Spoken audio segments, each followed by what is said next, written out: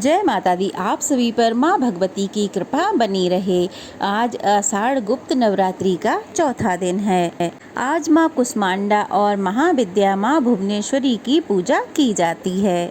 कथा प्रारंभ करने से पहले जान लेते हैं आज के पंचांग के बारे में। आज 29 जून और दिन रविवार है। आज आषाढ़ नवरात्रि का चौथा दिन है। चतुर्थी तिथि सुबह 8:15 बजे समाप्त होगी। इसके बाद में पंचमी तिथि प्रारंभ हो जाएगी। ब्रह्म मुहूर्त सुबह 4:12 से 5 बजे तक रहेगा। सूर्योदय होगा सुबह 5:48 पर और सूर्यास्त होगा शाम 7:12 पर। राहु काल रहेगा शाम 4:30 बजे से 6 बजे तक। अभिजीत मुहूर्त दोपहर 12:03 से 12:57 तक रहेगा। तो चलिए अब सुनते हैं आज की कथा। गुप्त नवरात्रि में साधक माँ भगवती के 9 रूपों के साथ साथ 10 महाविद्याओं की भी पूजा करते हैं। गुप्त नवरात्रि के चौथे दिन महाविद्या माँ भुवनेश्वरी की पूजा की जाती है। माँ भुवनेश्वरी को तीनों लोकों की ईश्वरी माना जाता है। माँ भुवनेश्वरी साक्षात पूरे संसार को धारण करती हैं और इसका पालन पोषण करती हैं। माँ भुवनेश्वरी को जगत माता और जगत धात्री के नाम से भी पुकारा जाता है। पुत्र प्राप्ति की कामना से भी देवी भुवनेश्वरी की पूजा की जाती है। प्रकृति से संबंधित होने के कारण इन देवी की तुलना मूल प्रकृति से भी की जाती है। आद्य शक्ति भुवनेश्वरी स्वरूप में भगवान शिव के समस्त लीला विलास की सहचरी हैं, यानी कि सखी हैं। तो चलिए अब सुनते हैं आज की कथा। एक बार की बात है, मधु कैटभ नाम के दैत्य ने पूरी पृथ्वी पर हाहाकार मचा रखा था। तभी सभी देव मिलकर भगवान श्री हरि के पास गए और उन्हें उनकी निद्रा का त्याग करने के लिए उनसे हाथ जोड़कर प्रार्थना करने लगे ताकि वो जल्दी से अपनी निद्रा का त्याग कर मधु कैटभ को मार कर उनकी रक्षा कर सकें। तब भगवान श्री हरि ने इस प्रकार स्तुति किए जाने पर अपनी निद्रा का त्याग किया और जाग उठे। तब उन्होंने 5000 वर्षों तक मधु कैटभ नाम के दैत्यों से युद्ध किया। बहुत अधिक वर्षों तक युद्ध करते हुए भगवान श्री हरि थक गए, क्योंकि वे अकेले ही युद्ध कर रहे थे। अंत में उन्होंने अपनी अंतःकरण की शक्ति योग माया से सहायता करने के लिए प्रार्थना की। तब देवी ने उन्हें आश्वस्त किया कि वे अपनी माया से उन दैत्यों को मोहित कर देंगी। योग माया की शक्ति से मोहित होकर सभी दैत्य भगवान श्री हरि से कहने लगे कि हमारा वध ऐसे स्थान पर कीजिए जहाँ पर ना तो जल हो ना ही थल। तब श्री हरि ने उन दोनों दैत्यों को अपनी जंघा पर रखकर अपने चक्र से उनके मस्तक को उनके धड़ से अलग कर दिया।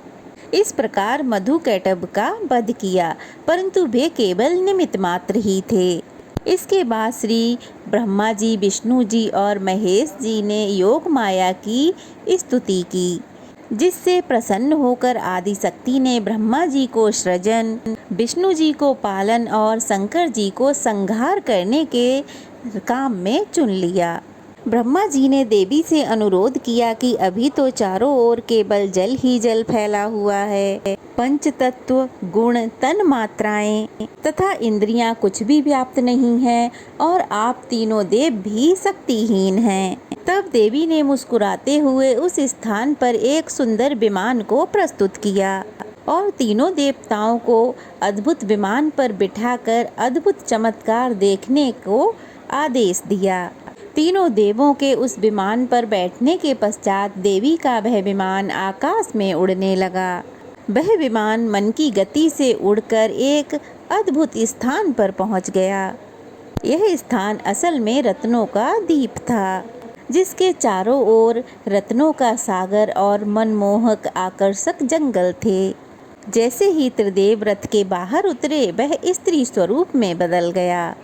उन्होंने उस जगह को अच्छी तरह से देखा, तब वहाँ पर उन्हें एक शहर मिला। इस शहर के चारों ओर सुरक्षा की 9 परतें थीं और इस शहर की सुरक्षा उग्र स्वभाव के भैरव, क्षेत्रपाल, मातृका और दिग्पाल आदि कर रहे थे। जैसे ही वे शहर के अंदर गए, शहर का विकास और सुंदरता देखकर वे मंत्रमुग्ध हो गए।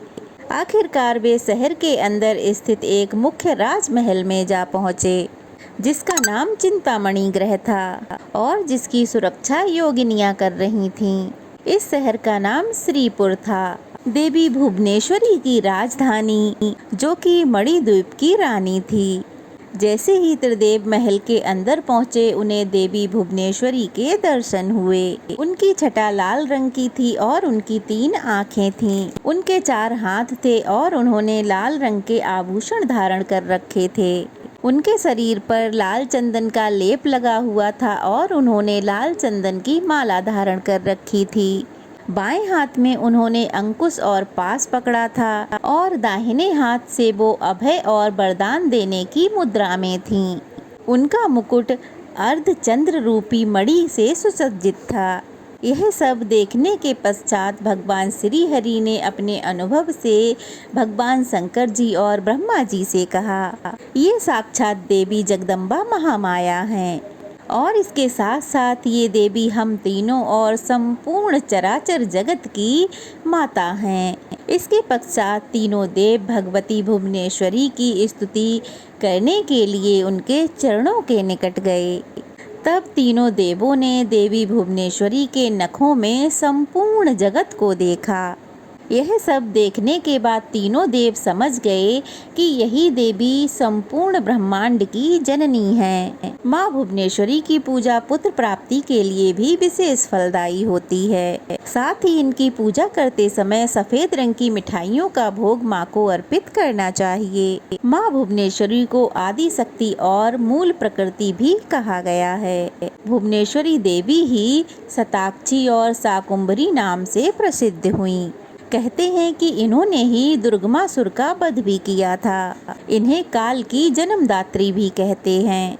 इनके मुख्य आयुध अंकुश और पास हैं।